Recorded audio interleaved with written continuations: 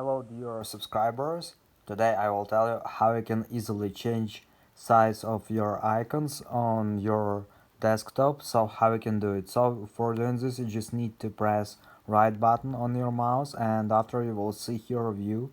So just go to a view, and here you will find large icons, medium icons and small icons. So you just need to choose, for example, by default it choose medium icons. So for example we will choose large icons.